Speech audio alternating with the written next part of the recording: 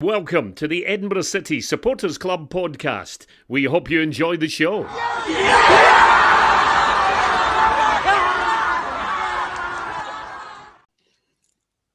Well, hello everybody and welcome to the latest edition of the very unofficial Edinburgh City Supporters Club podcast. It is me, your host, yet again, the Right Reverend Bobby Love, and I am joined today by Citizen Neil, Mr. Rooney. How are we doing? Very good, mate. Very good.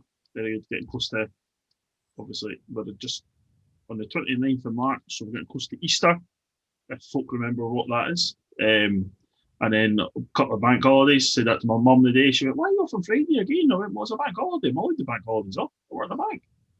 She just looked away. She totally forgot that Easter was coming. Never mind it being a bank holidays. Looking forward to that. All the days are merging into one until we get released on the 26th of April, and everybody goes absolutely crazy doing the boozers. A couple of quick points before we move on, listeners. A couple of people have asked about why we're called the Unofficial Edinburgh City Supporters Club podcast. The reason we're called Unofficial is to kind of distance ourselves from the club.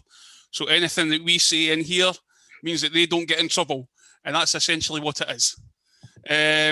Also, I guess we're still not. Obviously, they've not offered to make us official yet in Bears.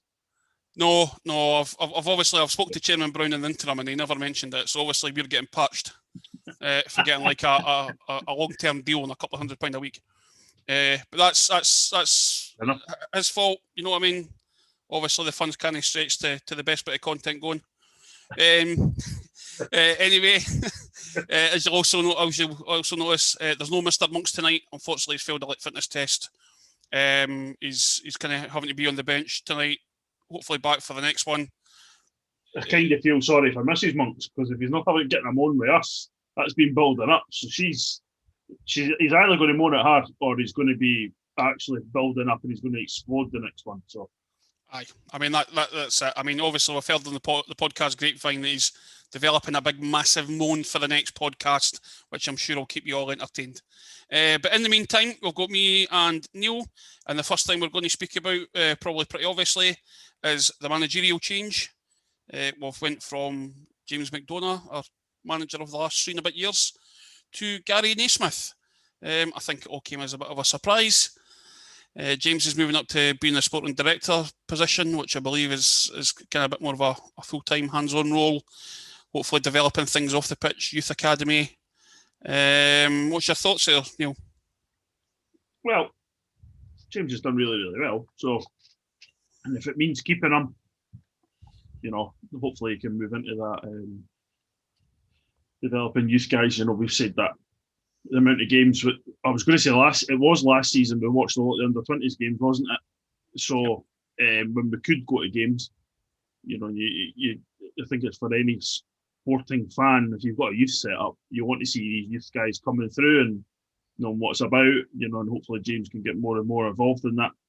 Obviously if that's more of his bag and he's more comfortable doing that, then fair enough. It's good for him, and if we can keep him in a full-time position, then even better. We're trying to keep them long-term, which is great. Aye, I mean, obviously it's something he'd made mention of in previous Q&As on Facebook during the summer and whatnot. So, I think it's good. It shows that things maybe are going to progress for the club off the pitch. There's been chat about new stadiums. There's been chat about maybe going full-time. I mean, it all seems to be kind of kicking off the pitch, really. Hopefully we'll have Chairman Brown on shortly to discuss matters. Obviously, our new manager, Gary Naismith, has made mention of a few things in various other podcasts. But obviously the change of name came totally out of the blue. Seems to have been a pretty good start. 3 wins out of 3. Couldn't have asked for a better start, Obviously, we'll dissect every game, I would imagine, to a degree. But listening to Davy Irons at the weekend having a bit of a moan and how everybody's in the same boat, which is probably about the only thing that he said, right? Everybody's in the same boat, So it's great that we're getting everybody up and running, and we've added a centre half in from St Johnstone, young guy in, so we needed that. Everybody seems to be fit, which is touch wood. Keep knocking on wood. We'll need to knock on wood every day, but everybody seems to be fit, to get going, when we finished, we seemed to have guys who'd had niggling injuries, like even Danny Hanlon, he would be struggling with. He'd done his bit at half time where he could run on a straight line, but couldn't twist and turn and stuff. So, yeah, it's and even off the stuff, it's surreal to be sitting here. It's all positive, which is great. I know. Ali, to be fair, just Ali's not on because he would come down to more of it. I know. He'd have a segment to go, I'm going to have to change it to Mr. Monk's positive, and then it'd be an anomaly. But, Aye, I mean, obviously it's been a change. You can hear. I mean, obviously with the Facebook Q&A he had, just the kind of post-match interviews. He's really enthusiastic about the role.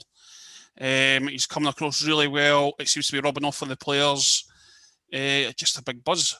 The only thing I can criticise Gary for is he keeps calling us Edinburgh, where of course that should be Edinburgh City or the Citizens. Well, we spoke to. You're more of a celebrity than me. I'm only a celebrity for the negative reasons. So you can maybe have a word to certain people, and they might have a gentle word, but but to get Gary in, I mean, take the other team hat off. Guys in Scotland, he's just short of the Hall of Fame, isn't he? Yep. And we rave about Andy Robertson just now and Kieran Tierney. That boy in his prime as a left back was phenomenal. He was. Absolutely phenomenal. He's done well at East Fife and stuff like that, where he's in his managerials, and he's done well with Queen of the South. Hopefully, he's not a bevy do with us and gets told he's getting, how they got to the Queen of the South one. But yeah, just he can, and we'll be trying to touch on it when we have our guest on. But it's like you can only imagine not that guys wouldn't learn from James, because he's been a fantastic coach, and he's not coached at professional clubs and high level clubs for nothing. But this guy being an ex-pro and just playing at the highest level, and you could argue he's been every bit as good for Scotland, if not better than Andy Robertson has. So yeah, I think it's a massive coup, to be honest. I think it's one of those ones that made everybody kind of stand up and go, "Oof, they really do mean business." Maybe like when everybody was talking about full-time football for City, everybody thought, "Buying this guy, that's not going to happen." It seems. Then we've got Gary Naismith in, and folk are like, well, maybe that's been a bit serious here. But like everybody said that when we got James. Aye. You know what I mean? It was like, oh, wait a minute. You know what I mean? It's not like all credit to Gary and what he done, and Ross and I sent you that photo the other day, the article of Gary Jordan with me and Ross in the picture. But all credit to these guys for what they've done. But then it's like taking another step. It's like, well, we want to go to X now. We need to take another step. Aye, it's great. It's great to see. It's all very positive. Obviously, signed for a 3-year contract as well. So he's buying into the plans, whatever they may be. Whatever they may be. But I think that's good. It's working out really well so far. But as he said in his interviews, it's really just down to the players. They've got to kind of keep going and keep working, and it's going to be difficult with the number of games that we've got, keeping everybody fit. I mean, obviously, he said he's kept a couple of guys out here and there just to make sure they're fresh. A couple of guys have got niggles, Lairdy, Josh Campbell, a couple of niggles, Conrad's been out. But the rest of the team are just, he's kind of tried to rotate them a little bit. Rafa's been in and out, and so on. So, it's looking very positive. It's good time to be an Edinburgh City fan, I think. Yeah. Start 3 wins out of 3. Yeah, so there we are. So obviously managerial change, as we mentioned. We've had 3 games since the restart. 3 wins, can't complain. Our first one was a pretty hard fought win up at Elgin. Never an easy place to go for any team. Blew them away the first 20 minutes or so. Yeah. Scored a couple of other goals. Lovely goal for Josh after a quick break for Antel, passed it out to Rafa, who pretty much ran the whole length of the pitch before he passed it to Uzi, who had a lovely peeling off run. Squared it perfectly for Josh. Then the cross came in and Rabak scored with his right foot. Wonders will never cease. And then we carried on. They got a goal back. It was probably a poor one to lose from our perspective, but I think we looked pretty comfortable at times. I mean, we kind of watched it in the first 5 minutes. I'm thinking, you can tell these boys haven't been playing for a while. But then after the 5 minutes and both teams kind of got into it, it was like, I've not really been away. That's how it felt anyway. I don't know what it was like for the boys, but certainly watching it, it didn't feel like there'd been a, I don't know, what, 8-week gap or something or whatever it was. You know. Well, saying here, we're looking, I've got the pictures up on my other monitor, and it's got the last time we played a game was the 10th of January. We'd beat Airdrie. We would have been sitting watching the Scottish Cup tie. Aye. Was it been the Sunday? It was moved to the Sunday, wasn't it? Aye. Football's obviously not up to date, but it was a Sunday. We sat and watched it on the Sunday morning. Still waiting to see where that boy Robert is. I don't know. Still not seen him, but so they've not played since what, the 11th of January, and now it's the 20th of March they've played. So yeah, it's a fair wacky. Aye. So aye, very, very comfortable game against Elgin. Then we moved on to Albion Rovers. Again, played pretty well out the blocks. Uzi scored a pretty good goal for another delightful delivery for Tomo. They came back into it a little bit. We kind of had a little second half nap that has become apparent sometimes for us, I think. Hopefully the gaffer can get that sorted pretty quick. But of course, Clifton Hill is a pretty tough pitch to play on. I remember last season we were through there from the away day? Sheps was clean through 18 yards out just to keep it a beat. Then the ball hits a bobble, it jumps about 8 feet in the air and goes out for a throw-in. That one, was the term the Indian summer? It was like, felt like it was the middle of winter, but it was actually scorching. You know, yeah. Was that last season? Oh, it must have been last season. Must have been. Yeah. Was it last season? It must have been. It was, yeah. You just see the ball bouncing past the post and you're like, that's just not him. That's to do with it. Aye, but it was a tough one. I mean, obviously, Albion Rovers have recruited with a number of experienced players. No David Cox, Ryan Stevenson. They looked a handful, but we were quite fortunate. Tomo put in a wonder pass, perfectly weighted for Uzi, who headed in the winner. And we kind of toughed it out for the last 20 minutes. So a good one. Yeah, it was a good one, and we'll touch on players shortly. But yep, it's almost you obviously want to be more comfortable playing at home, and if you can ground results out away from, the impotence is on the home team. They really go and influence the game and try and win the game, So it's, if you can start picking up results like that away from home all the time, we'll be delighted. Aye. So that brings us to just Saturday's past just game against Stenhousemuir. There's always been pretty close games, I've found, since we moved into the league against them. Mm-hmm. Pretty tough games. They're quite a robust team, regardless of some of their celebrity fans' protests on Twitter. To be fair,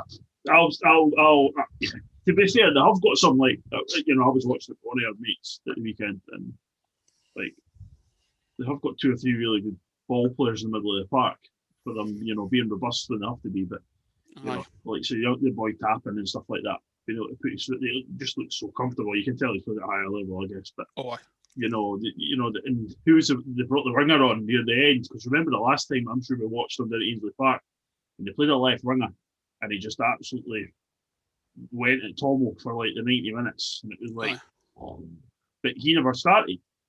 He come on during the game, So yeah, I mean, that's 3-1. It's absolutely cracking result. But we're going to touch on players.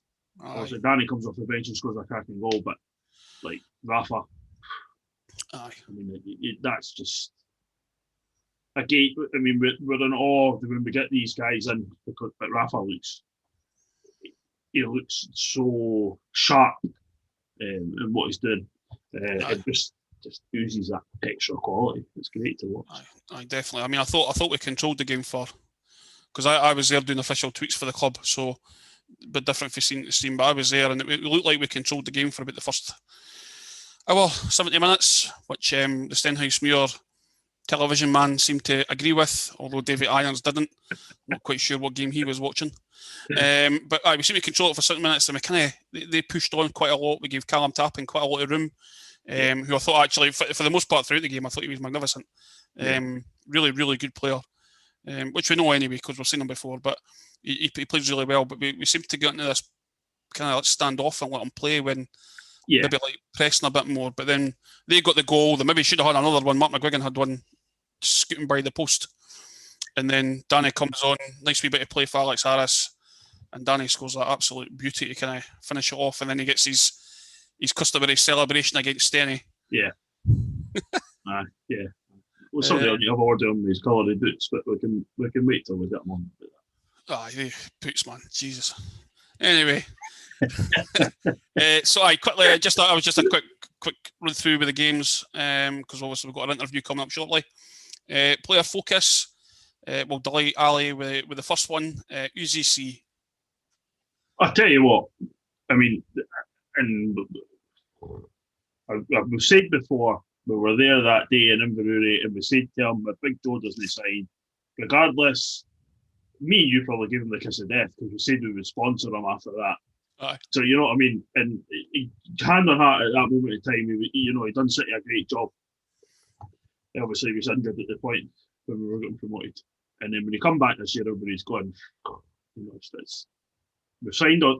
You don't always have to sign a marquee guy, but you're signing guys that you think are going to improve you. Was Uzi going to improve us? We probably went, well, we've seen what he was like when we come into the league. It's very, very much changed everybody's opinion in a positive, I believe, because especially if we're concentrating on the 3 games, he's played really, really well. That says a lot when we've just done an all-time 11 and had Blair Henderson in it, and Uzi's keeping them out. Now I know they're going to rotate now between now and the end of the year because of what they've got, but Uzi's just seems to have found a gear where he's doing what I like in a striker. He's running in behind, he's running into the channels, he's stretching defenders. He scored some cracking headers. The ones against Airdrie and that as well. He scored some cracking headers. For them to say that, like, obviously the Airdrie game, he'd just been off his bed, COVID bed, near enough. Had they seen him? But aye, fair play to the guy. The guy's playing really, really well. He seems to have a spring in his step, which is great. And there's maybe an element of missing it, and being back at it, as well. So, but no, hand on heart, give him his due. He's been fantastic. Aye, definitely. I mean, he was 3 goals in 3 games. Obviously, never scored on Saturday, but I think he's holding up the ball really well. He's bringing guys in. He's shown that wee bit of flair that he had the first time in his first tour of duty, which is really helping. He's playing really, really well. I think that's a real positive. That I think we had that problem for a couple of years. We're maybe relying on Blair too much up front. Maybe relying on Blair to do other things that maybe aren't quite his forte, whereas Uzi's a slightly different player. And they both have their real positives. I think Uzi's shown his positive play just now. The way he holds it up, the way he kind of runs at defenders. He's a handful in a different way, and it's really good to see. It's really positive. Again, another positive to go with all the other positives that we've had. It's maybe a bit. We don't know what he's like as a character. Obviously, we've only met him probably once or twice when we've had a baby. But aye, he's maybe one of these guys that doesn't need the rocket. I'm not saying James would never have done this, but he maybe just needs a bit of belief, and he's maybe found that bit of belief from somewhere. Whether it's somebody else coming in or whatever Gary said to them when he's coming in, just said everybody's got a clean slate, or I don't know. He's maybe, or it's maybe just been missing it, and he's going, look, let's get on it, sort of thing. And it's not as if he doesnn't not try. We used to watch him in the league at times, and you go, he was so talented, and he would maybe miss a chance in the first 5 minutes, and you go, doesn't he need that? You know what I mean? He maybe needs to go to make a roll to save. He doesn't need to just go, oh no, he would think about it too much. Maybe get beyond that stage. He's certainly feeling the benefit of it, which is good. Aye. So it's great to see. Another positive, you touched on them already. Rafa De Vita since the restart. Up at Elgin, he was brilliant. Obviously set up the first goal. He just played on that wing really well. He's obviously you can tell he's quite an intelligent player. So, for example, if Tomo's running up, Rafa will drift back into kind of cover. When I've been at games doing the tweeting, you can tell he's talking to players, he's taking them through the game. It just makes a massive difference having somebody of his quality. And on Saturday, his 2 goals were brilliant. I thought he was pretty good, just all over. He's been, and as Gary said, he says he's maybe a bit unhappy about no playing on Tuesday, but as he's getting a bit on in years. He just wanted to protect him a little bit, you know. Obviously, he's not no man by any stretch, but maybe in football terms he is. Yeah. He just wanted to kind of save him. Obviously, Albion Rovers are the heavy pitch. Might be the same tomorrow. Obviously, we're recording before the Cowdenbeath game. That's another heavy pitch. Although the forecast is meant to be good, but you know what it's like through 5 sometimes. I mean, just quality all round. Really impressed. I mean, when we did the player, like the man of the match vote that we have for our player of the season, everybody that asked, everybody was like De Vita. Yeah, no question, Yeah. Rafa, definitely. Yeah. I mean, he's you knew he was quality, you know, watching him in the Premier League. And I learned, you know, that he's been in Scottish football for a long time now. I'll tell you what, it is a joy to watch. And it's not like, I want to say, it's not like watching somebody in full trickery and doing all the complex. It really is at times watching them just doing the simple stuff. And you're going, you know, I said that to our mate earlier on Saturday when we were watching the game. I'm going, football's can be made so complex at times. And he's just doing everything that you're taught to do, all the simple stuff, and he does the fundamentals so well. It's a joy, and people should be watching him. Young guys should be watching him at the club and hopefully learn from him. Yeah, definitely hope. I'm kind of hoping we can maybe keep a hold of him, but that might be a wee bit too far out of budget. We'll need to stay unofficial if that's to happen. And the last player I want to mention is Danny Jardine. Now, I think when we signed, everybody was really excited. When he's played against us, when he was playing for Stirling Albion, he always stood out against us. We were all delighted when he signed, but the first part of the season, it maybe just wasn't quite working, But he came off the bench against Albion Rovers, and obviously Gary was effusive in his praise about how he changed the game when he came on. He played on Saturday, and I thought he was absolutely magnificent on Saturday. A wee bit more centrally than he had been playing. And he played in a midfield 3 with him, Liam Brown and Blackie. And I thought the 3 of them are brilliant. I thought it was probably Liam Brown's best game for the club, which tells you how good Rafa is that he got man of the match. But I thought it was probably Bruni's best game for the club. But I thought Danny Jardine was brilliant. Hopefully that means he's maybe going to get a wee run. What do you reckon? Yeah, we think so. I think he's going to have to use everybody now because of, you know, it's the amount of games you have to play in such a short period of time. You're looking at what you should really, after you exercise as a mere mortal, it's like 48 hours before you feel back to normal sort of thing. So yeah, I mean, I was really impressed on Saturday. Played in the middle of the park. It's kind of like they played Brown that wee bit further forward, and he sat in beside Blackie. But we said on, we use the term, it was like watching old John McDonald. John used to play on the wing, and he was full of energy. And then he was put him in the middle of the park, and you go, why has he not played there for years? Yeah, I mean, he would just do the whole, he'd be getting involved so much more. The different style of the player, but it seems to be that, he's maybe going to be, I think probably because he was 11, everybody thought he's going to come and be a winger. And it's maybe just been a squad number and going, oh, wait a minute. This guy should probably be playing in the middle of the park, and we've maybe tried to do what like Danny Hanlon does, goes out and says he's playing wide right, but lets him float about sort of thing. So, I was really, really impressed. And, you're right, it's taken a wee while on yourself. But I was really, really, really impressed on Saturday. I definitely, like another one that probably could have won man of the match, but obviously just Rafa with his 2 goals and his all-round play kind of beat everybody at the punch there. Yeah. So that's kind of covering the first few games, player focus. Anything else you want to cover before we move on to our interview? I don't think so, mate. I think we're obviously everything's really, really positive just now, which is great. And then we'll just hopefully it keeps being positive. Is probably the best way to put it. Obviously we're recording this on a Monday, so we're not talking about Cowdenbeath tomorrow, which will be a difficult game, but always a difficult game at Cowdenbeath. I can't remember going up there and actually seeing us. Oh no, we did win. There was one. It's when the first season when we were up. Josh Walker scored a beauty in the bottom corner. Yeah. The day that Fraser Millen got sent off after running after the referee and then trying to get in a fight with Big Joe. I was there. I was there the day that Pat Scullion made his debut with Craig Beattie at centre half, and Beattie went off injured after about 30 seconds. And Scotland was absolutely fantastic that day. So Germany, sure. There you go. I was at Portman Road that day watching Ipswich stink it up as usually done. Another Mike McCarthy.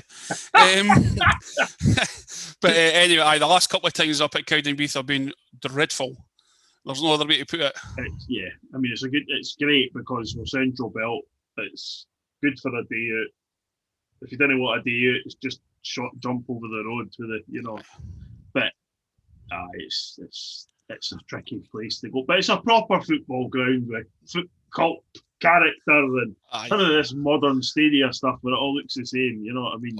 Everybody talks about when they watch English football. Could you do it on a wet windy night in Stoke? Come on, that's a modern stadium. Come and do it at Cowdenbeath on a Tuesday night in the middle of winter. Never mind the middle of summer. What's the Elgin and stuff. It's a good play. Good days. Good days. Oh, that's absolutely. I think it's a cracking away day because it's so short. You're back in the town for like 5:30, 6 o'clock, depending if you decide to go to wee Jimmy's for a pint after it. Yeah. But it's just good. But you know what you're getting with Cowdenbeath. Bowen has them set up tough, experienced pros in that team like Mango Bar and all that. You know what you're getting. But obviously it'll be even tougher probably after playing 3 games in the bounce. You've got another game 2 days after one you've already played. So it'll be a tough game. So I would say I wouldn't be too disheartened if they come out with just a point. Not try to be negative. Obviously, loads of positives. Oh, hey, yeah, you know what I mean? You're being But negative there. Just try to, obviously, like, I'm hoping for the win. We've probably got enough about us to win, but I do appreciate how tough it is to go to Cowdenbeath at any time of the year, but even more so after such a long layoff and playing so many games in such a short space of time. Yeah. It's going to be, well, I suppose the same for Cowdenbeath. They'll be in the same boat, but, it's always a difficult place to go. So, fingers crossed we get the win. Hopefully we do. And then we get another wee win in the Cup on a Saturday. That would be great. Oh, that'd be delightful. I forgot I've got the Scottish Cup on Saturday away at Forfar, who are, I think it's possibly a winnable tie. I think they're having a wee bit of struggles now, so we'll just see how that goes. One. Let's not get too carried away. Let's not get too carried away. One game at a time. Well, that's what it is. I've got to take one game at a time. The league's obviously the preference. Keeping them, after not being 5 points at the playoffs, are now second. I mean, that's some turnaround in 3 games. Mm-hmm. All the results went for us on Saturday. I think the team immediately below us, Stirling Albion and Queen's Park, have both got a game in hand, but we've got a game in hand on the team who are 4th, who remind me as Elgin, is it? Whoever it may be. I need to look it up. But we've got a game in hand on them, so we've done really, really well to get there. I think that's credit to the team. Credit to the players for coming back the way they did. Mm-hmm. Definitely. So aye. So with that, we'll go on to rather than listening to us blab on. We'll move on. We will move on to our first interview. So as everybody will have noticed, if you're watching on YouTube, we have been joined by our guest this evening. And if you've only skipped to this point, shame on you. But hey ho, these things happen. Robbie McIntyre, left back, left winger, left centre half, right back. Just utility man, isn't it? Utility man, thank you very much for joining us on this lovely Monday evening. So thanks for coming on. Nice to be on. Superb. Thanks for coming on. Right, we'll just get into it. Yeah. Kind of really soft introductory questions, nothing hard hitting here. This isn't an episode of Panorama. How did you manage to get into football, and what was your kind of first footballing memory? So I was actually, funnily enough, when I first grew up and was kind of like getting involved in sports, I actually always preferred basketball, which is weird because it's not really a big thing in Scotland, I wouldn't say. And I think the only reason I did is because I was taller than most of the kids. I don't know, I probably thought somewhat I should play basketball. So it wasn't until it was my best mate that lived next door to us who was playing football all the time, and he was really good. And so in turn, I wanted to try and get as good as he was or better or whatever. So he actually taught me how to properly kick a ball and whatnot. And he just went from there, really. He was playing every day after that. So I didn't pick up a basketball for about 15 years after that. So it definitely wasn't for me. But that's my earliest memory of playing football when I was like 6 years old, I think. 6. Yeah. You've got some brownie points off Robert and I because we're long suffering Chicago Bulls fans now. Oh yeah. So yes, Unfortunately, I'm the only one that's old enough to have seen us win a championship. Yeah. I actually watched that. I watched that The Last Stand thing on Netflix. Was it The Last Stand? yeah, The Last Dance. Oh, Yeah, that was the best thing I've watched on Netflix. that's That was brilliant. They were the glory years, weren't they? Yes, Oh, very much so. Yeah, Jordan's much one of my so. sporting heroes. He's just, Oh, he's some boy, yeah. Yeah. So you're saying obviously like 6 years old you started playing football. Mm. I'm assuming that's just for like school teams and all that. Yeah, I never actually played for a team until I was 10, but I was just playing with my mate or my mates every day, you know, but I didn't actually sign up to a team until I was 10 years old. I don't know why I didn't, maybe just didn't feel ready or something. Yeah. I think that's the same for quite a lot of folk at that age. You get a bit like, oh, where am I going to go? What am I going to do? Yeah. So did you have a, well, without wanting to start a diplomatic incident, did you have a team that you followed when you were growing up? Are you allowed to reveal that?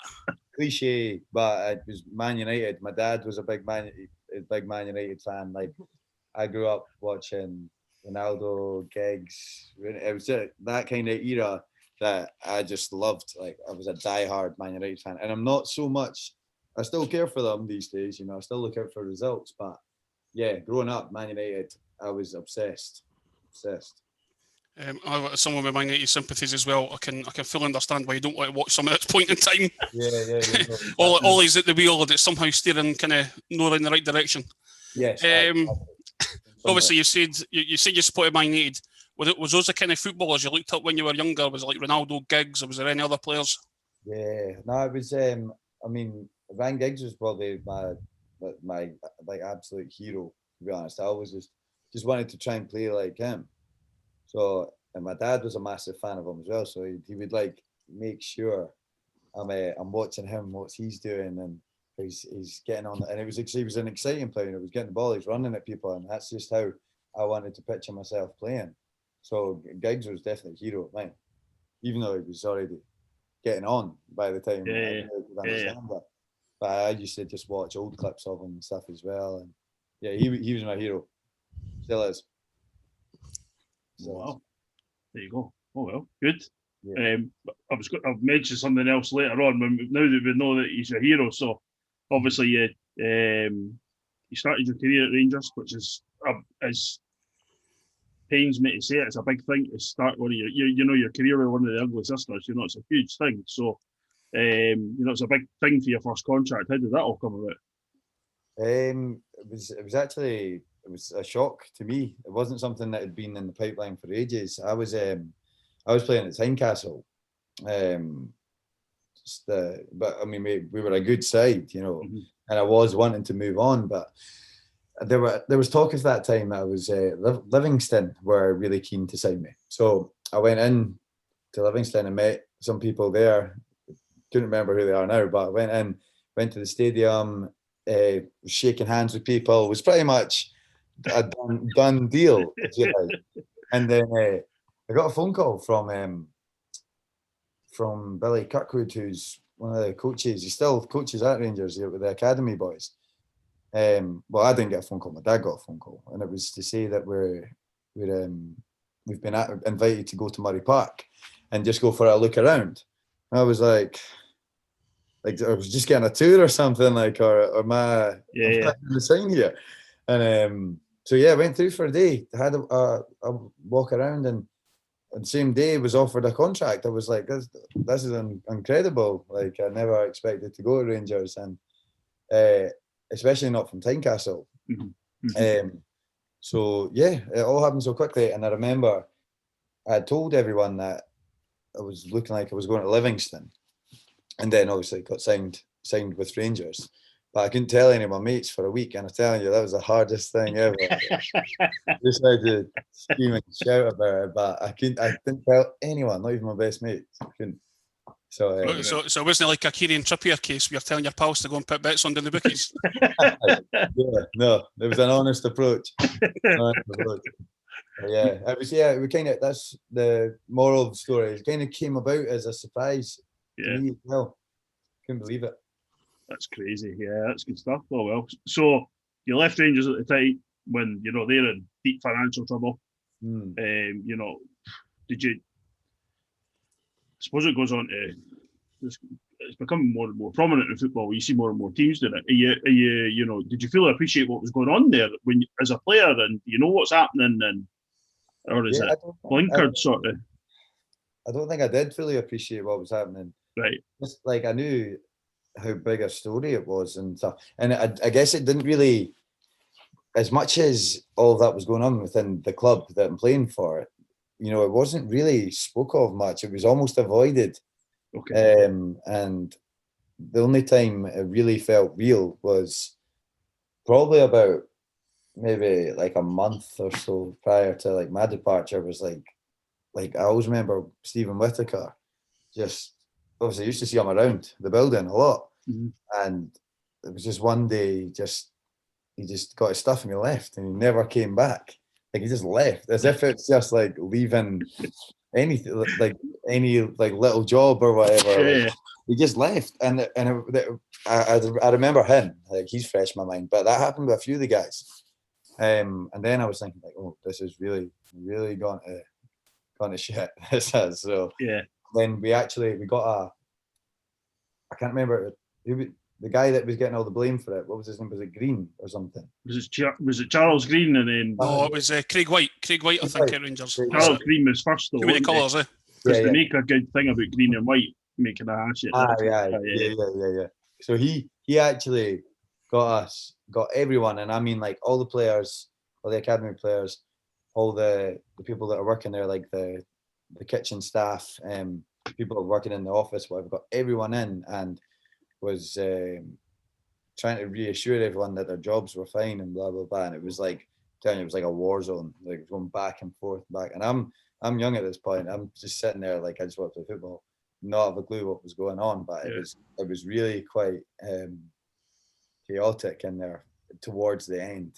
Mm-hmm. But, yeah, I didn't really understand the magnitude of it for a long time because I wasn't. Not that I didn't care. I wasn't interested. I was there to play football. Yeah, and it didn't really affect me until it probably did. But I don't have any regrets. Yeah, no, it's probably like a lot of things in life where you look at insurance, you know, I didn't really worry about it. Pensions, I didn't really worry. You know what I mean? Until you get a wee bit older and you do feel appreciate these things, you know, it's definitely. It's crazy. So from Rangers, Huddersfield, which is another, you know, big team, a big rugby league and rugby area as well. Yeah, another fairly big club. What was it like moving away so young? I was definitely like anxious about it because I didn't think at that stage. So I was 18 when I moved down. I didn't think I was somewhat mature, but probably not mature enough in the head at that time.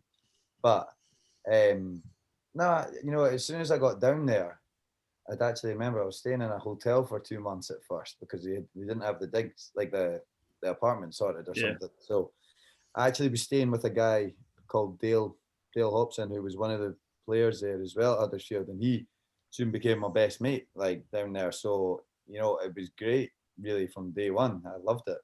I absolutely loved playing at Huddersfield. Like it was brilliant. For the year and a half or just over I was there. Yeah.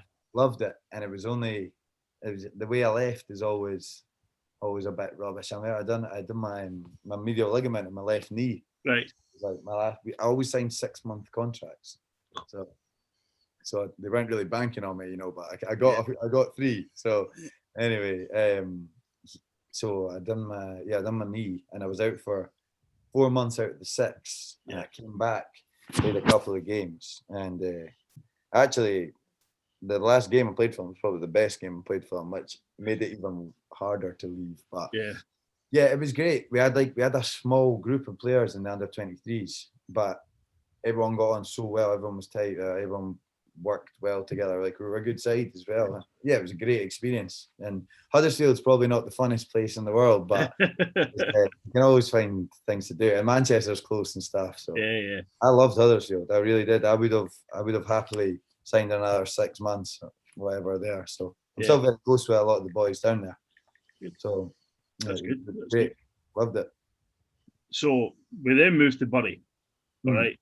So obviously this spoke about, like I'm the same as Bob, like I said, I like the sporting documentaries. There's one about Bury on the BT now, and there's obviously been on but Sunderland's and stuff like that. But so Bury and Rangers must have had, I'm going to say we put financial stuff, but a lot in common. Yeah. You know, so we obviously you're a wee bit older then when you sign for them. You know, you're aware of. Are you going, oh no, here we go again, or you know, I mean, are you bringing these guys in with you to go? Well, look, guys, I've been through this. I know what's got to come in. Yeah, it was to be honest, it was a disaster from start to finish, and that's not like, even see at that time the financial situation I wasn't really aware of with Bury. I didn't know if it was really sort of that bad at the time I was there. Yeah. I mean, everyone just got paid as normal and stuff. So maybe I was there just beforehand, but it certainly ended that way. Yeah. But yeah, Bury, I should never have signed with Bury. I was not happy there at all, and that's not down to like the gaffer that was there at the time or the boys or anything, because I did have some mates in the team. I just wasn't happy. I think when I left Huddersfield, I was in a place where I was so down by the fact I felt like it was out of my control that I couldn't get a contract there because of my injury. Felt a bit disheartened with football. Really, actually considered not playing for a long time. Yeah. And it was I had the opportunity to come back here and sign with Dunfermline or go back down south and play with Bury. And ironically, it was my dad that was like, you need to go back down south. That's where, you know, you can really make a name for yourself. And if you do, it'll mean more and you'll make more money and stuff. So I respected my dad's opinion on that. And I thought, you know what, he is right. So I'll go down. The gaffer's speaking me up. He's, you know, like, you'll be in the squad, you'll be playing this and that. We'll really focus. And I'm like, so obviously you got a bit of a buzz out of that. I got there and I was on the bench. I remember, I think we were playing we were like Chesterfield or something away. And I was like, it was the first weekend, but I was sitting on the bench and I was thinking, I don't even want to go on here. Like I just wasn't in the right sort of space of, like, my mind was just not on it at all. So how old are you when you went to Bury? I would have been 19 when I signed there. So you've been at Rangers 19 and a half. And then you were at what? So you were 18 months at Huddersfield. Yeah. So you would have been what? Am I right? 17 and a half at Huddersfield? Yeah. Give or take, something like, you know what I mean? Just near enough. Roughly, you know, it's like 19-year-old, and then, I mean, God knows what I was doing at 19-year-old, obviously. So I don't, you know what I mean? I was doing at 19. I was trying. We didn't want the podcast taken off me. we'll leave it for another day. I'm probably trying to be a student at 19, thinking, "Oh, this is great," but no, I can totally get that, because you think of, you know, and your dad was, in his opinion, you know, we would probably all take the same thing. But you go down south and cut it, you know, in a bad way. You see all these bang average guys cutting it down south.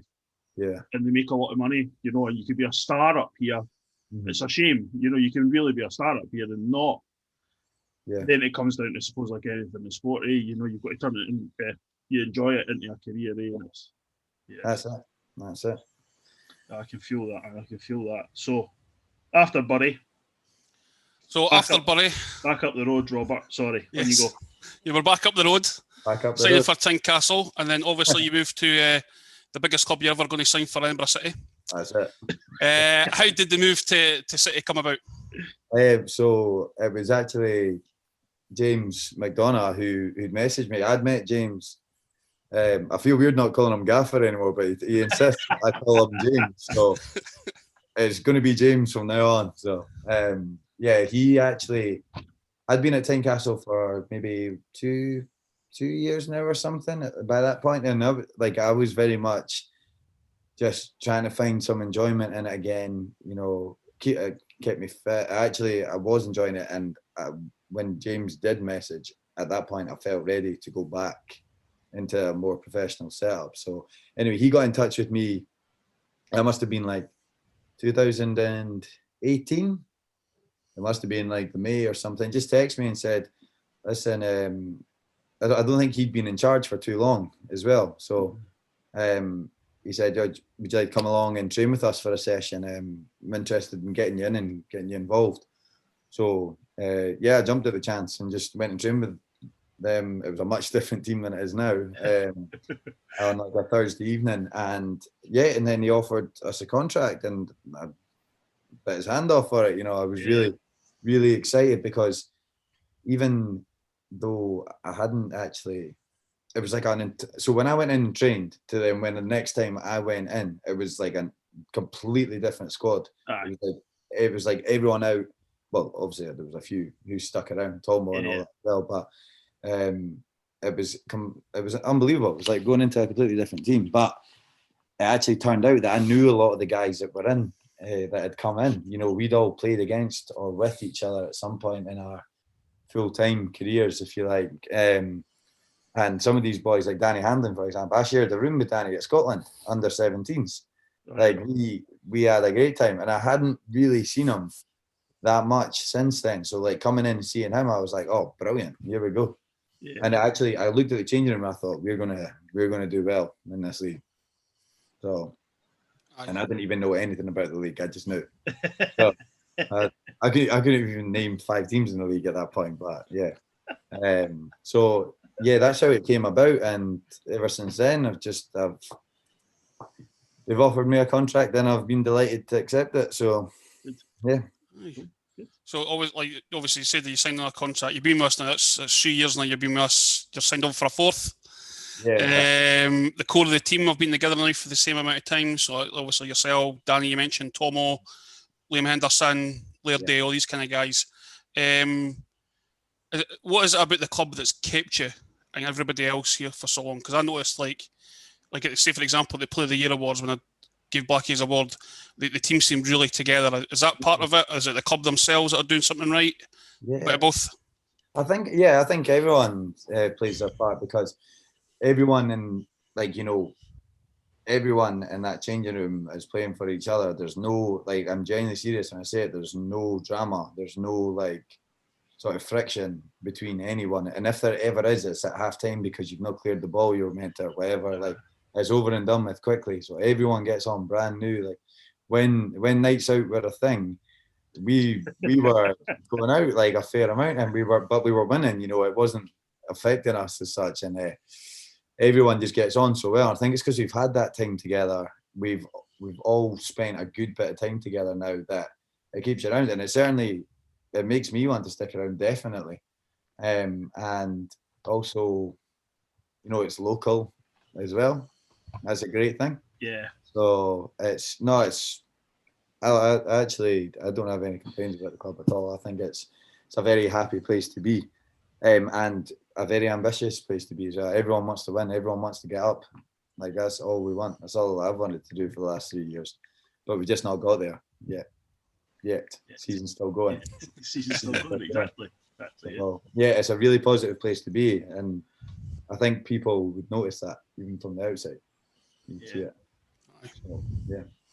Certainly. So you've obviously got a good understanding with Callum Crane down the left, although you were initially the left back. He's kind of punted you further up the park. So what's it like playing further forward? Is that something you want to keep doing, or are you just happy to play?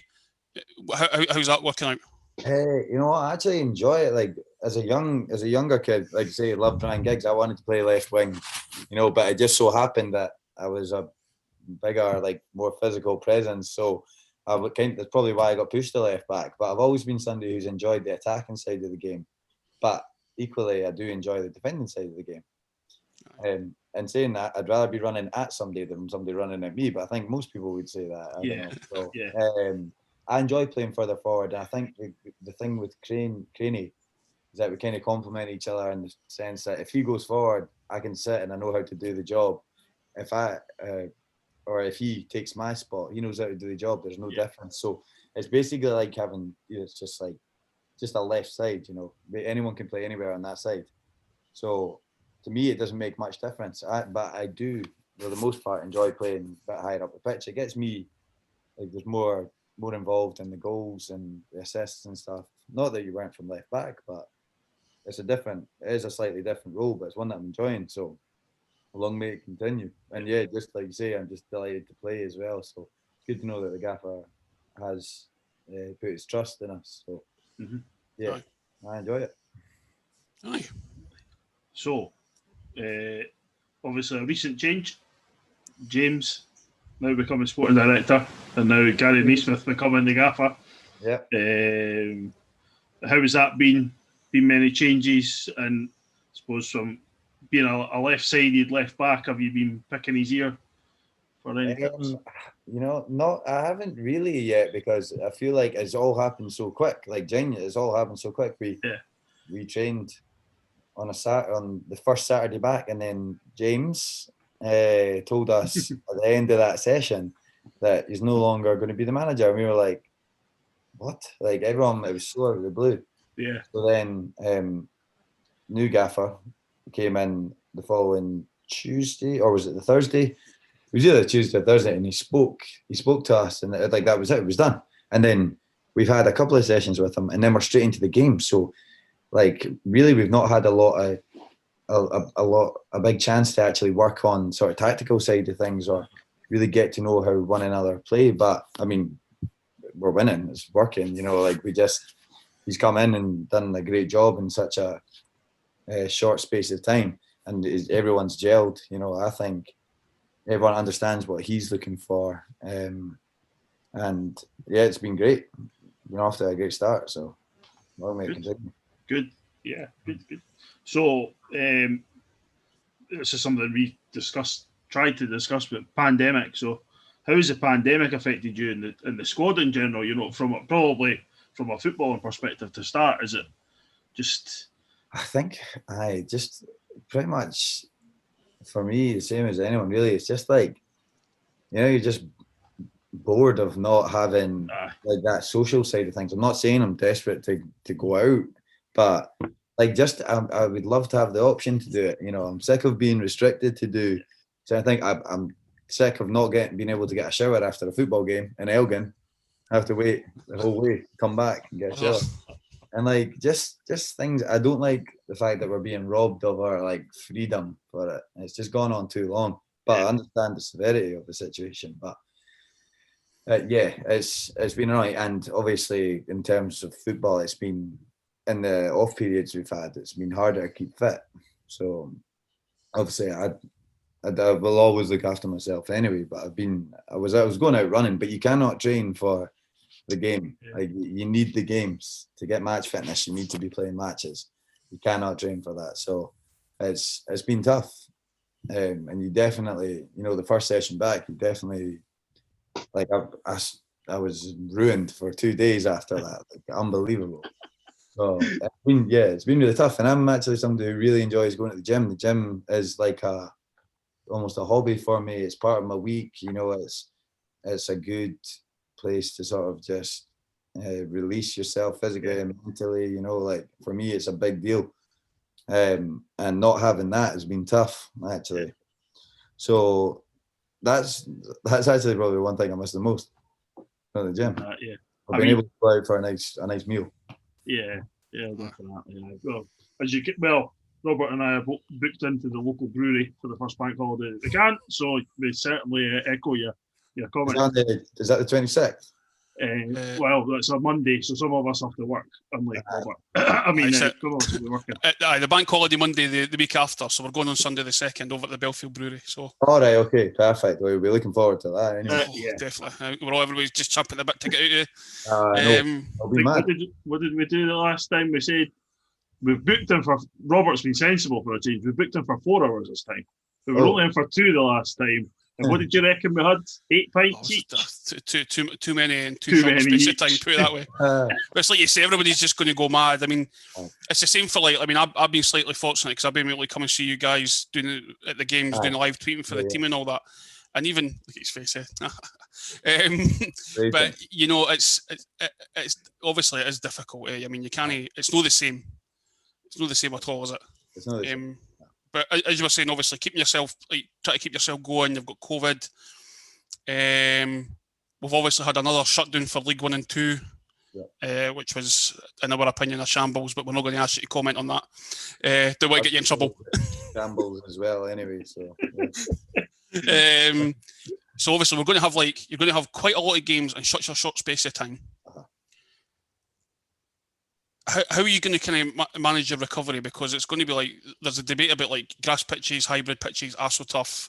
Obviously, Ainsley Park's a new Astro. We're at Clifton Hill last week, which maybe isn't the best, and then we've got Central Park tomorrow, which definitely isn't the best. Yep. Does playing on the pitch make a difference to how you're going to recover over this next few weeks, or does it not really make a difference? Yeah, no, I do believe it does. I think like say Albion's ground last week, it was really heavy underfoot, it was wet, it was windy, like the conditions play a part because it makes your job twice as hard. So yeah, after Albion, I was fatigued, like you could even feel the last 20 minutes of the game. I was really tired. I think it's just the body just reacting naturally to getting back to things. But yeah, even we're gonna have to just try and recover as best as we possibly can, because if you're talking scientifically in it, there's not an adequate amount of recovery between Saturday and Tuesday. But you see it, the full-time pros do it as well. It's not right. It might have made the difference if you make a game on the Wednesday, but it doesn't matter. Like, it is what it is. So I think it's just about like really, and the gaffer said as well, he'll take care of us. If you are feeling fatigued, you can be honest with him about it. We've got a biggish squad now. We've got great boys that have been on the bench, great substitutes to come on. So I just try and see, it's hard as well because all of us, well, 99% of us are working as well. My job's quite physical too. So, it's not really as good a recovery as I would like to get. Ideally, I'd rather be doing as little as possible. But yeah, it is what it is. That's just life, isn't it? So, we just have to recover. Not got a choice. You just got to recover. Take a Yazoo milkshake, drink that, you'll be fine. Go again. That's it. I must remember that if I ever try to go down that fitness road. Yazoo. Unlikely, as you can probably tell. So obviously, I just touched upon that when we've been at games. There's nobody there. What's it been like playing without fans? Because I know going and sitting there and doing the tweeting and all that, it's horrific. It's horrific for me sitting there. So what's it been like for you guys on the pitch? And be brutally honest here. I'm not going to put any thoughts in your mind, but when you're ever at the games and you hear guys giving positive shouts, it's always me and Bob. If there's anybody moaning, it's our mate Ali that does the podcast with us, because he goes off on one and the place is silent and he's still having a rant to himself. So that's Ali. Ali, hello. But it's Ali who's doing it. I'll keep that in mind. It's been weird without the crowd, because like you'll know yourself, like it's not as if we've got thousands there every week, and like but it's amazing how much a difference it does make. Even just that, they are driving up the pitch with the ball, even when you've got people there, they're like, go on, even if you just hear a few shouts, like it can spur you on.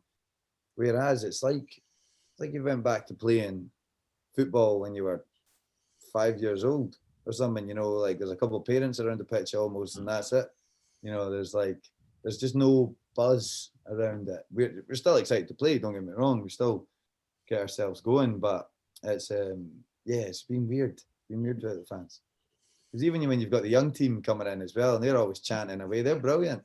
So now all you've got is a few of them standing on top of the big skip or whatever at the far end of the pitch. So it's been weird. I much prefer having fans in. Just makes it all the more special, I think, really. That's cool. All right, okay, so I'm getting the difficult question. Now, obviously, you said this is before we get to quick fire ones, Robbie, right? So you said one of your icons was Ryan Giggs. So this is maybe elaborates to what I'm going to say next. So when you're younger, obviously you bounce the ball like some of us, but 99% of us will kick a ball about and go, all right, I'm all right at that. So did you walk past the mirror one day and think, I could be a model? No, that is not how it went down. That is not how it went down. You know what it was? It was actually, there's not. I'm telling you, like, and most, I think people would agree with me here. It's like it's not something. Well, for me anyway, it's not something I ever thought about doing. You know, you've always got your mum saying, "Oh, you're so handsome," blah, blah, blah. Like, you know, but you expect your mum to say that. You know, you're like, "Ah, cheers, mum." You're not saying that because you have to. You know? But no, it'd been like my sister and like other friends had been like, "Oh, you should model, you should go for it." I was like, "What?" Like, I wouldn't even know what I'm doing. I don't know. I don't feel that. Probably don't feel that confident enough to do that kind of thing. But anyway, right, it was a period after my dad had passed and stuff, and you know, I came across. Well, I heard from Model Team Scotland. They had emailed me. Oh no, Instagram. They messaged me on Instagram. I was like, you know what, stuff it. I'm just gonna go for it. So I just went through and met them. Then they wanted to work with me, and then since then, I've just been winging it. So it's no, it's great. It's been great fun actually, but yeah, no, I definitely didn't grow up. There was no aspiration to be a model. No, so it's just it's a fun side hustle for me. Yeah, I can imagine. Not randomly, I was looking at suits the other day, thinking I might need a new suit recently, and I'm going, "There's Robbie in a suit." We'll be getting into that one, right? Okay, I'll go to the next one. That's it. So, no, fair play, mate. Fair play. If you can do it, you've got to do it. Well, they think I can, so I'll do it for as long as they think I can. So.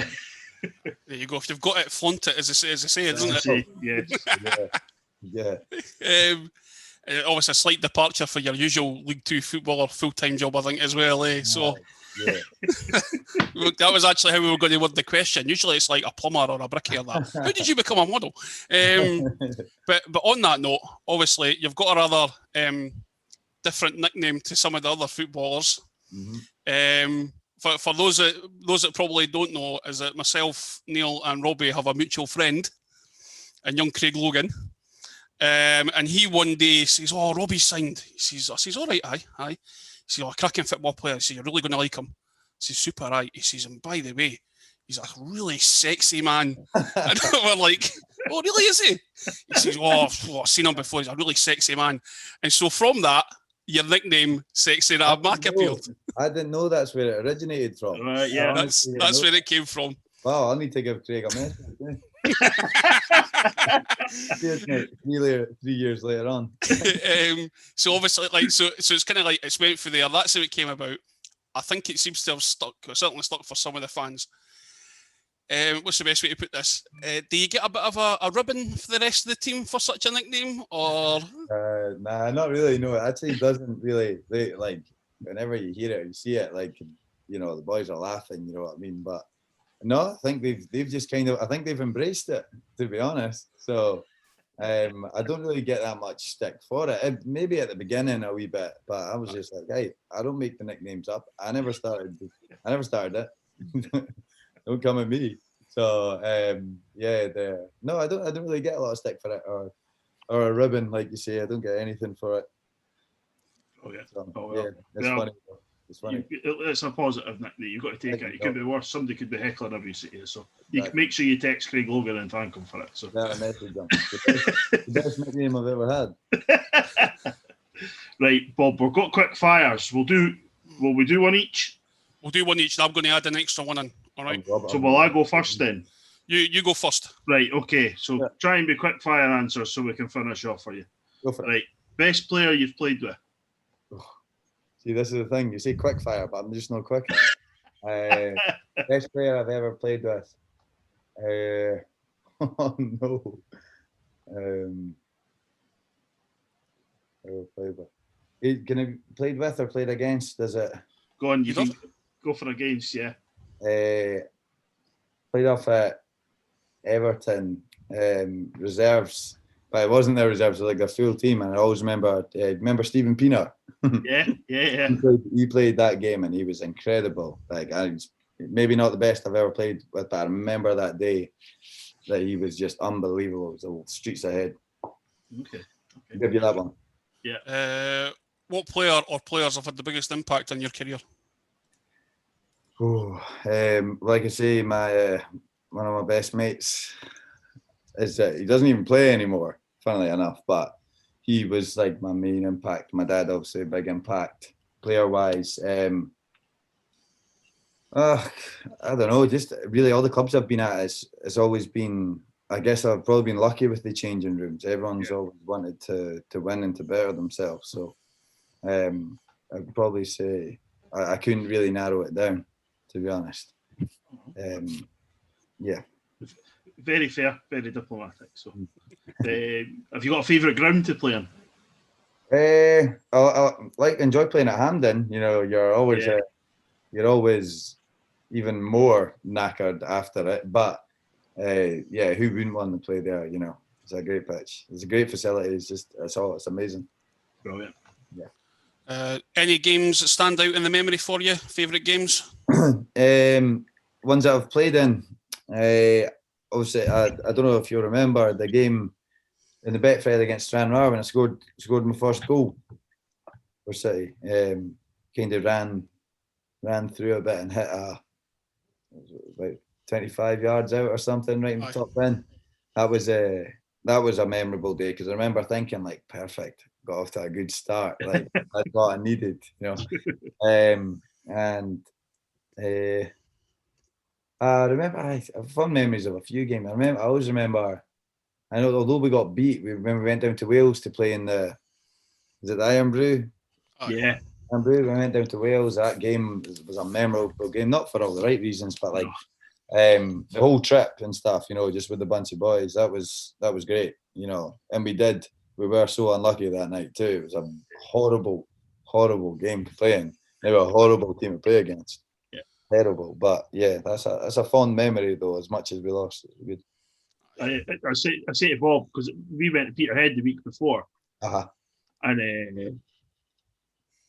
not that well. I'm 6'2", so you know, standing having a bar in Peterhead, and this boy walks out, square jaw, broad shoulders, and I'm going. Boy had a Welsh jacket on. I went, just up to watch for next week. He went, aye. He's like, don't worry, we'll have a plan for you. And I mean, I was like, you didn't look that intimidating, mate. But all right, there you go. Yeah. Not that we realised that the plan, well, we'll say it wasn't to play football against us. But so you know. Oh my days, they could throw a ball anyway. Yeah, that's I know. Oh God. Rory Delap, School of Football. Oh my for everybody, God. not just one person. So yeah. Unbelievable. That boy must have taught Rory Delap how to do it. That's unbelievable. It's absolutely brutal. They were actually, you know, I'm serious. It was a boy who was running through on goal for them and ended up just running to the touchline because he wanted a throw rather than getting like 1v1 with the keeper. He ran out to the side. Horrific. I remember that so well. So well, yes. I know. Unbelievable. But yeah, that was the whole trip though was a fond memory. It really was. Aye. It was good going down as a fan. It might be, well, hopefully not, but it might be the closest we get to a kind of European tie for Edinburgh City. Yeah, so maybe, hopefully not, but hopefully not. Yeah. So we might get a bit serious with the next one. Okay. Who's the biggest prima donna in the dressing room? I'm gonna say, I'm gonna go with Liam Henderson. I think he'd agree with me. Well, he wouldn't actually. He definitely would not agree with me. But it's Hendel. Yeah. Well, that kind of nicely segues into the next question. Is Liam as thick as people say he is? He's not. No, he's not. By the way, I'm not having it. I have like some of the things he's come out with before. I do really question like, is he all there? But he's he's brighter than he lets on. Definitely is. He's a wise man when he needs to be. So I'll just add my extra question in here. Okay. Obviously you've got a number of players in the squad and all that. Who's your best pal on the team? Oh, it's a tough one. I mean, we're all such great mates. I think, but from going in to now, and we've both been there ever since. You know, being consistently through it. I've spent a lot of time with Blackie. You know, like we've always partnered up in training and stuff. So yeah, I would say Blackie probably is. But again, I'm so close with all of them. I consider them all just as good mates. You know. Yeah. So, but yeah. If I have to be wrong, Blackie. That's a good answer because we're his sponsors. So. Oh, really? Yeah. Right. Well, you're welcome. Okay, so what do you do? The last two are a bit all left field. So, what do you do to relax after a long day on the catwalk? Long day on the catwalk. Okay. Well, actually, it's funny, you know. It's weird, right? Because like all the whole pandemic stuff, like the modeling's been really dried up. You know, it's not like it's hard to get jobs done there just with all the protocols that go on and stuff. So, yeah. But after a long day on the catwalk to chill, I will get in my bed and I will chuck Netflix on. That's what I will do, and I will lie there until I see fit to get up. So yeah, that is my idea of chilling. Just getting in bed, Netflix. Boom. Sounds like a good plan. And I'm not very good at chilling as well, but I always feel like I need to be doing something. Yeah. Occasionally I'll get in my bed and do it, but yeah. Right. So last of the questions before we let you go. It's the most hard hitting one of the day. Seeing it's coming up at the weekend, what's your favourite Easter egg? Oh wow, that is a question. My favourite Easter egg, I love Cadbury chocolate. So I'll seriously just take a Cadbury, Dairy Milk Cadbury chocolate one. That's what I'll take. But I've not been. No one's bought me an Easter egg in the last maybe 10 years or something like that. So maybe this one will though. I was going to say, is that you dropping hints to somebody who's sitting next to you? Yes, I'm glad you asked that question. Maybe get one this year. Brilliant. Super. Right, that's great. Right, so that's pretty much it. Durnab, thank you very much for coming on. That was super. Thanks for being the first guest. Oh no, thanks for having me. Really enjoyed it, guys. So I'll get back on in the future if you'll have me. Super, right, definitely. Okay. Yeah. Perfect. Well, are you carrying on? You've got more to talk about? Aye, we'll probably sit and talk for another hour or something, mate. That'd be brilliant. So, excellent. Thanks very much for coming on. No worries. All right, make sure you text Craig though. I will do. I need to give him a shout. Absolutely. Right, stick in tomorrow, eh? See you soon. Yeah, thank you. Cheers, Bob. Bye. Thanks very much to Robbie McIntyre for coming on. Delighted to get him on as our first interview. Obviously, he's a bit of a favourite for the three of us that do the pod. Lovely guy, lovely interview. Can't really complain for our first one there, Neil. No, nice and easy. You know, he was really good. Can imagine if we get some of the other guys on, they might heckle us a bit more, but no. Perhaps Rob was a good lad, so it was good to get him on. Yeah, it was good to get our first one done. Aye. We did promise you interviews, listeners. We finally got one. It's taken a while, but there we go. So we're quite happy with that. We're hopefully going to get some more interviews as the weeks go by. We did promise the chairman. He said he could go on shortly. We're close. We're just about to sign on the dotted line, guys. Just about to sign on the dotted line. Obviously, as I said, the last one, it's the same goes for this one. You can appreciate it's been a really, really busy time for him, especially with the shutdown and fixtures and obviously the managerial change and everything else that's going on. So yeah, we'll just be delighted whenever Jim comes on. But I know obviously a few people have been asking because I think they want to hear. They want to hear from him. It's all very well us surmising what's going on and giving our opinion, but it's better to hear it for the horse's mouth, so to speak. Yeah. So anything else to add before we have our cheery buys? I don't think so. Just thanks again to Robbie for coming on, and pretty much it. Aye. One thing I will say, we kind of forgot at the start. Obviously, that's as James now moved up to sporting director. A massive heartfelt thanks to him and his team for the last 3.5 years. We've kind of come on leaps and bounds, and that's no short part to himself, I think. As I said previously, as I always say, I think fans always go on at management teams when things aren't going well, but they're not necessarily as quick to say thanks or well done if things have done well. So yeah, just a huge massive thanks to James and Colin, Jack, and all the rest of the guys that have been part of that the last 3.5 years. In terms of the admin details, obviously we are now on YouTube. You just need to search Edinburgh City SC podcast. We're delighted with the number of views we've had already. Thanks very much to everybody who has. We're still going to go out and Anchor and Apple and Spotify as well for those that don't want to look at our ugly coupons. So yeah, YouTube, you can subscribe. Club Citizens is the YouTube channel. Same if you want to listen to the podcast and that, you can search for us as Edinburgh City FC Podcast. Last of all, again, another plug for a friend, Ash Wilson. His book, Good Citizen, Bad Citizen, is still in the Amazon store. His rather roller coaster journey with Edinburgh City and his fandom with the team. So yeah, you don't need a Kindle to read it, just a Kindle app. So to give it a wee go, a wee download, and had some really positive reviews. So hopefully you'll enjoy that. So with that, it will be a goodbye from Mr. Rooney. Yep. Goodbye, everybody, and we'll hopefully hear from you soon. Come on, Chairman Jim. You know you want to be next. You know you want to be next. So it's obviously the National Lottery. It could be you. Aye, so that's a goodbye from Mr. Rooney, and it's a goodbye from me, the Right Rev. Goodbye.